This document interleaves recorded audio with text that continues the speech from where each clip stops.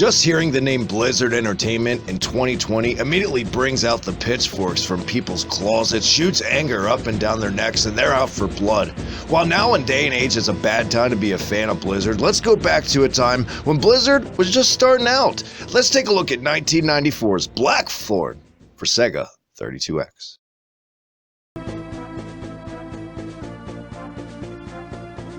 While originally released for the DOS, Mac, and Windows in '94, it finally saw a home release on the Super Nintendo, published by Interplay. Most fans and critics at the time were pleasantly surprised by how good it transitioned to the SNES. Considering how most PC games transitioned back in the day to home consoles, they had every right to be a little nervous, but what we got was a pretty damn good rendition of Blackthorne. But 1 year later, on the SEGA 32X, we got an even better port, the best home port when it was released, and hands down, maybe one of the 3 good games for the system. As you can tell at first glance, Blackthorne immediately reminds you of games in the style of Prince of Persia and Flashback, and with every right, it plays nearly exactly like that. Just think Prince of Persia with guns.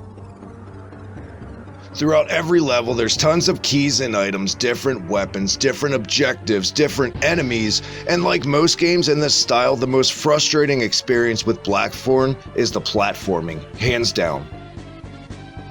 Other than that, between the 17 levels this game has to offer throughout 4 areas, it's beautiful for the time. The biggest change the 32X edition brought was this weird little bar to the right of the screen, making the gameplay screen much smaller, but I feel like it works. It's not too detrimental, and it makes the sprites look that much sharper looking at them on a smaller scale. And there is a purpose for the bar on the right. It shows you items, health, yada yada yada.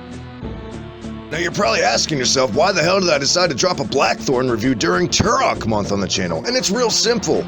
Not only based on the appearance alone of both characters, the story is pretty much the same kind of plot, both 2 isolated shaman warriors setting out revenge within family ties to take over a kingdom that's rightfully theirs and blah blah blah blah blah. Your primary weapon, the shotgun, is fully upgradable and you'll meet a different cast of characters along the way to help you do so. There's lots of dialogue, fast-paced action, slow-paced action, platforming, like I said. Yes, the difficulty's there and it can stray away a few, but if you're patient enough and stick through the journey of Blackthorne, you'll be glad you did. It's Prince of Persia with guns in the very first Turok, but still charming nonetheless.